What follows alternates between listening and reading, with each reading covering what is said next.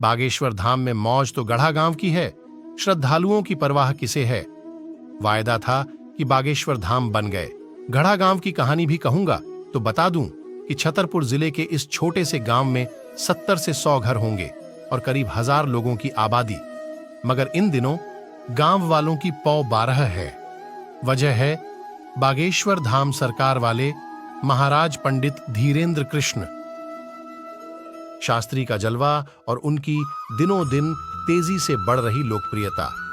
महाराज को देखने सुनने और मिलने तकरीबन 1000 लोगों की भीड़ तो पिछले 1 साल से रोज ही आ रही है और ये भीड़ मंगलवार और शुक्रवार को कई गुनी बढ़ जाती है तो कुछ खास त्योहारों पर लाखों की संख्या में इतनी ज्यादा हो जाती है कि उसे संभालने में प्रशासन के हाथ पैर फूल जाते हैं और फिर सब छोड़ दिया जाता है भगवान बागेश्वर धाम के भरोसे। वैसे भी ये सब देखकर ही भरोसा होता है कि कहीं कोई भगवान है, वरना बागेश्वर धाम के मंदिर तक पहुंचने के गांव के रास्ते पर आमने सामने से आने वाली छोटी बड़ी मंझोली गाड़ियां जब फंसती हैं तो समझ नहीं आता अब निकलेंगे कैसे और कब तक। धाम तक जाने का रास्ता एक है जो गांव के अंदर से जाता है और गांव के रास्ते के एक एक घरों की दहलान, चबूतरे और सीढ़ियों पर बाजार सजा रहता है। कहीं दहलान पर पूजा का सामान मिल रहा है तो कहीं श्रृंगार का सामान सजा है, कहीं चाय बनाकर बेची जा रही है तो कहीं खिलौने बिक रहे हैं। एकदम मेला सा लगता है मंगलवार और शनिवार को। तो कुछ घरों के लोग तो खुद दुकानें लगाते हैं, नहीं तो अपने घर के सामने का चबूतरा एक दिन के 300 से लेकर 500 रुपए तक किराए पर दे देते हैं। दिन में बाजार बना चबूतरा रात में बाहरी लोगों के सोने के काम भी आ जाता है।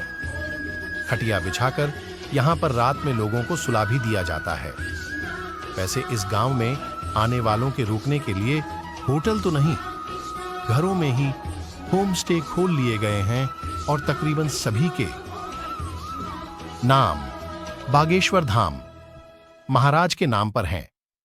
अंदर जाने पर इन होम स्टे में कमरों के नाम पर बड़ा हाल और उसमें पड़े पलंग ही होते हैं, जहां एक रात के लिए 250 से 500 रुपए तक ले लिए जाते हैं।